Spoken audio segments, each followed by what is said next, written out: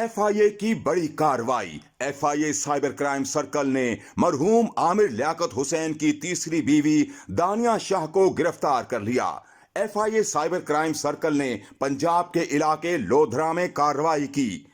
मरहूम MNA और मजहबी स्कॉलर आमिर लियाकत की तीसरी अहलिया को गिरफ्तार कर लिया गया है, जो कि आमिर लियाकत के इंतकाल के बाद से अपने आबाई इलाके में घर वालों के साथ रह रही थीं।